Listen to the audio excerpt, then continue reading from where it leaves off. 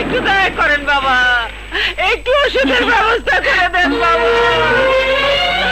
আমার স্বামীরে বাঁচান, আমার স্বামীরে আপনারা বাঁচান, আমার স্বামীরে আপনারা বাঁচান। গায়ে ভীষণ জ্বর। কি হয়েছে ওনাদের? অসুস্থ হয়ে পড়া রয়েছে কাল রাত থেকে। ইস, জ্বরে তো গা পুড়ে যাচ্ছে। জাকি, তাড়াতাড়ি এসো, ওনাকে ভিতরে নিয়ে চলো। আপনারা ধরুন। আল্লাহ আপনার বাঁচায় রাখুক মা। হ্যালো ডাক্তার আঙ্কেল, আপনি এক্ষুনি আমাদের বাড়িতে চলে আসুন। হ্যাঁ নিন, ঘাবড়াবার কিছু নেই। কয়েকদিন অনিদ্রা অনাহারে থেকে ওনার শরীর অসুস্থ হয়ে পড়েছে, ঠিক হয়ে যাবে। আচ্ছা, আমি আসি। আব্দুল, জি আপামনি। এই ওষুধগুলো নিয়ে এসো। আচ্ছা।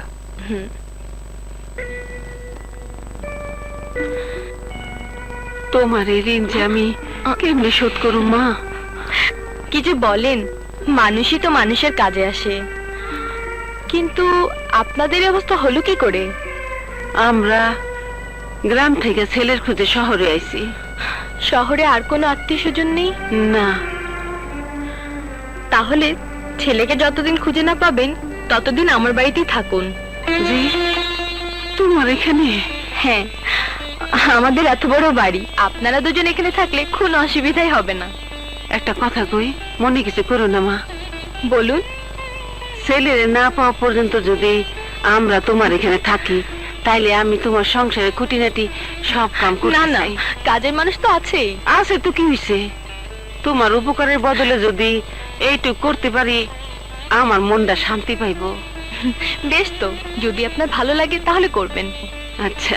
আপনি ওনার পাশে বসুন, আমি উপরে আছি। আচ্ছা। প্রয়োজন হলে ডাকবেন।